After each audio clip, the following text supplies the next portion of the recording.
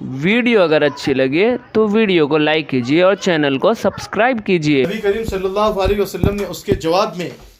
یہ آیت تلاوت فرمائی، سورہ حامیم سے پڑھنا شروع کیا۔ حامیم تنزیل من الرحمن الرحیم، کتاب فصلت آیاتہ، کہ یہ قرآن کریم اللہ کی طرف سے نازل کردہ ہے، جو رحمان ہے رحیم ہے، یعنی اللہ کی طرف سے جو ہے نا نازل کردہ قرآن کریم ہے۔ اور قرآن کریم کی آیات کو اللہ نے تفصیلی طور پر بیان بھی فرما دیا۔ جب اللہ کے رسول صلی اللہ علیہ وسلم اس آیت کریمہ پر پہنچے، فَإِنْ أَعْرَضُوا فَقُلْ أَنذَرْتُكُمْ، بس اگر وہ لوگ اعراض کرے تو آپ کہہ دیجئے کہ میں تم کو ڈراتا ہوں ایسی چنگاڑ سے جیسے کہ جو ہے قوم عاد کی چنگاڑ تھی، قوم سمود کی چنگاڑ تھی، ان چنگاڑ سے، اور اسی طریقے سے یعنی اور اس کڑک سے میں تم کو ڈراتا ہوں، اس عذاب سے میں جو ہے نا تم کو ڈراتا ہوں۔ تو بہرحال اب جب عتبہ نے اس آیت کو سنا تو سننے کے بعد میں نبی کریم صلی اللہ علیہ وسلم کے منہ پر ہاتھ رکھ دیا، اے محمد بس کرو، کیونکہ وہ بھی تو عربی زبان جاننے والے تھے نا، کہ اتنی سخت اللہ رب العزت نے ڈانٹ دی ہے اور اللہ نے ایسے ڈرا دیا ہے کہ ہم تم کو قوم عاد کی طرح ہلاک اور برباد کریں گے، قوم سمود کی طرح ہم تم کو ہلاک اور برباد کریں گے۔ اب نبی کریم صلی اللہ علیہ وسلم نے جب یہ فرما دیا تو آپ صلی اللہ علیہ وسلم جو ہے وہاں پر مطمئن اطمینان کے ساتھ میں بیٹھے تھے۔ پھر سجدہ کیا آپ صلی اللہ علیہ وسلم نے۔ اب عتبہ بن ربیعہ آپ صلی اللہ علیہ وسلم کے پاس سے نکلا اور نکل کر کے جو ہے نا اپنے ساتھیوں کے پاس میں گیا اور جا کر کے یہ کہا کہ تم محمد کو اس کے حال پر چھوڑ دو، محمد صلی اللہ علیہ وسلم کو اس کے حال پر چھوڑ دو، تم غیر جانبدار بن جاؤ، نہ ان کی جانبداری کرو نہ ان کی جانبداری کرو، کیونکہ یہ تمہارا بھائی بند ہے، اگر یہ کامیاب ہو گیا تو اس کی کامیابی میں تمہاری کامیابی ہے، اور اگر یہ ہلاک اور برباد ہو گیا اپنی محنت میں اور اپنی مشن میں تو تم تو سستے میں چھوٹ جاؤ گے، سمجھے؟ تو ابو جہل اور اسی طریقے سے جو ہے نا ابو الاسود، ولید بن ربیعہ، شیبہ، ابو البختری، سب یہ کہنے لگے کہ عتبہ ایسا لگتا ہے کہ محمد نے تیرے اوپر بھی جادو کر دیا ہے۔ اب دیکھو اپنے ماننے والوں کو بھی جو ہے یہ کہہ رہا ہے، اپنے ماننے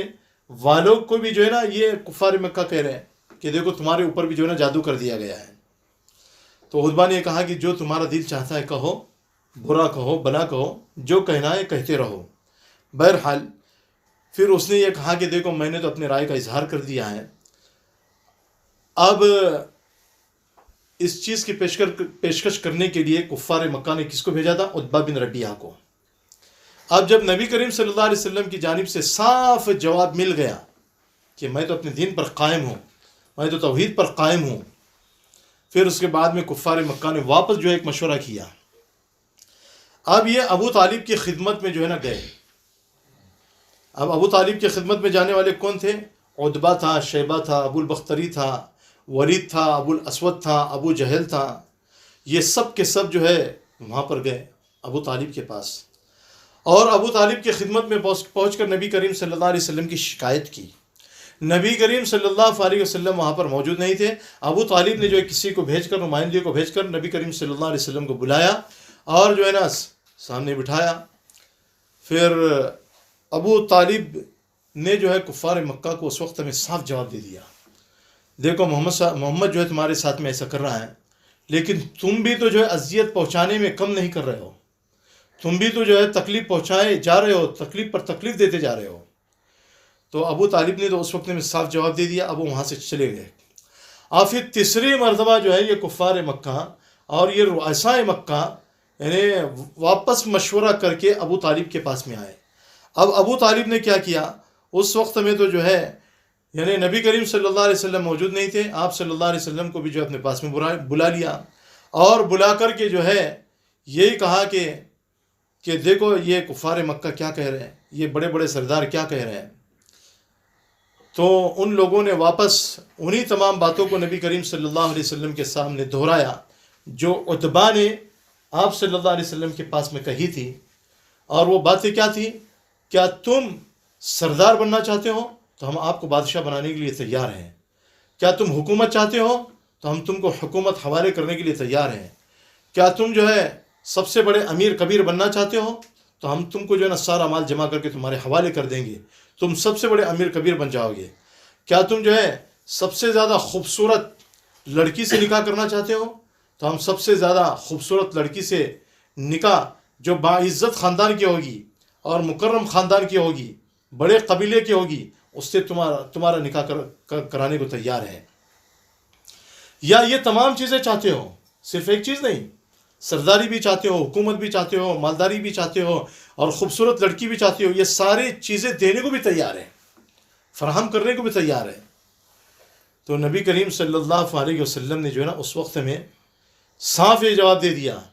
کہ میں اپنا دین کا کام کرنے سے رکوں گا نہیں. اے میرے چچا, اگر میرے ایک ہاتھ پر سورج رکھ دیا جائے اور دوسرے ہاتھ پر چاند رکھ دیا جائے تب بھی جو ہے میں اپنا کام کرنے سے باز نہیں آؤں گا, میں تو اس دین کا کام کرتا رہوں گا. اب ابو طالب کے پاس سے کفار مکہ, مشرکین مکہ جو واپس جانے لگے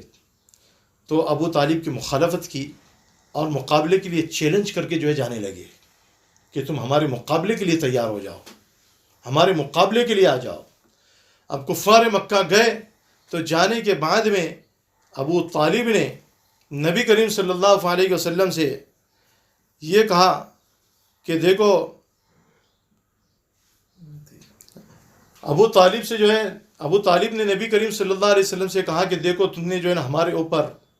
یعنی اتنا بوجھ ڈال دیا ہے کہ جتنی کہ میرے اندر طاقت بھی نہیں ہے, میرے اندر جو ہے نا استطاعت بھی نہیں ہے. تو نبی کریم صلی اللہ علیہ وسلم نے دیکھا کہ میرے چچا ابو طالب یعنی میری حمایت سے دستبردار ہونا چاہتے ہیں یا دستبردار ہو رہے ہیں, تو نبی کریم صلی اللہ علیہ وسلم نے جو ہے نا اس وقت ان کو صاف یہ جواب دے دیا کہ میں اس کام کو جو ہے نا برابر کرتا رہوں گا اور اللہ کا دین جو ہے نا غالب ہو کر کے رہے گا, یا تو جو اس کام کو کرتے کرتے جو ہے نا میں ہلاک اور برباد ہو جاؤں گا. صاف جواب دے دیا. اور کفار مکہ کے سامنے نبی کریم صلی اللہ علیہ وسلم نے یہ بھی کہا کہ اللہ رب العزت نے جو ہے نا مجھ کو رسول بنا کر کے بھیجا ہے, پیغمبر بنا کر کے بھیجا ہے. کفار مکہ یہ کہنے لگے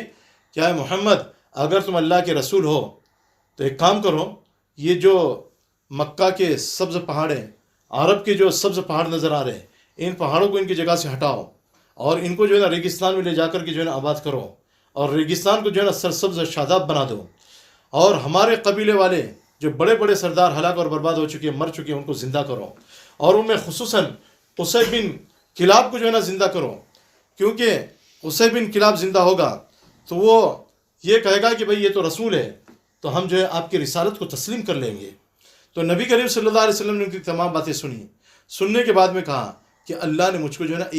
ان تمام کاموں کے لیے پیدا نہیں کیا ہے کہ پہاڑوں کو ایک جگہ سے ہٹا کر دوسری جگہ پر بسانے کے لیے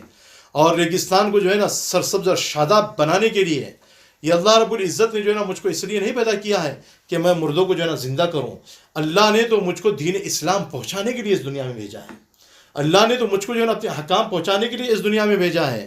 اللہ نے جو ہے ان تمام چیزوں کے لیے مجھ کو اس دنیا میں بھیجا ہے, اور میں یہ کام جو ہے نا بدستور کرتا رہوں گا. اور آپ صلی اللہ علیہ وسلم نے ابو طالب کے سامنے بھی جو ہے نا یہ بات جو ہے نا دو ٹوک کہہ دی کہ میں دین اسلام کا کام کرتا رہوں گا. تو بہرحال جب نبی کریم صلی اللہ علیہ وسلم جانے لگے ابو طالب کے پاس سے, تو ابو طالب نے نبی کریم صلی اللہ علیہ وسلم کو بلایا اور بلا کر کے یہ کہا کہ اے میرے بھتیجے, تم جو ہے نا اپنے کام میں ہے نا بدستور مصروف رہو, تم دین اسلام کا کام جو ہے نا برابر کرتے رہو. جب تک میرے دم میں دم ہے, میرے اندر طاقت ہے, میرے اندر قوت ہے, میں تمہاری حمایت سے باز نہیں آؤں گا, بلکہ تمہاری حمایت جو ہے نا ہمیشہ کرتا رہوں گا, اور تم کو کبھی دشمنوں کے سپرد نہیں کروں گا, دشمنوں کے حوالے نہیں کروں گا. تو بہرحال یہ نبی کریم صلی اللہ علیہ وسلم کی کچھ سیرت تھی. پھر آگے جو ہے نا حبشہ کی طرف ہجرت کیا واقعہ ہے کہ کفار قریش کو جب ان تمام کوششوں میں ناکامیوں کا سامنا کرنا پڑا اور انہوں نے دیکھا کہ تبلیغ توحید کا سلسلہ, تبلیغ اسلام کا سلسلہ برابر جاری ہے اور مسلمان اپنی جگہ پر جو ہے نا اٹل ہے, اب ان کو یہ فکر ہو گئی کہیں ایسا نہ ہو کہ یہ ہماری جو تحریک ہے یہ ہماری تحریک ختم ہو جائے اور ان کی تحریک جو ہے نا ہماری تحریک کے اوپر غالب ہو جائے اور وہ نشو و نما پاتے رہے اور ان کا باقاعدہ ایک مرکز بن جائے گا. اور مرکز بننے کی وجہ سے کیا ہوگا, ہمارا معاملہ جو ہے نا سارا کی سارا جو ہے نا کمزور ہونے لگے گا اور ہماری باتیں جو ہے نا سب کی سب ختم ہو جائے گی اور یہ نیا دین جو ہے نا سب کے اوپر غالب ہونے لگے گا. اب ان کفار مکہ نے متفقہ طور پر یہ عہد کر لیا کہ آپ صلی اللہ علیہ وسلم کو خانہ کعبہ میں داخل نہ ہونے دیا جائے اور آپ کے صحابہ کو بھی خانہ کعبہ میں صحن کعبہ میں داخل نہ ہونے دیا جائے. تو بہرحال نبی کریم صلی اللہ علیہ وسلم کو خانہ کعبہ میں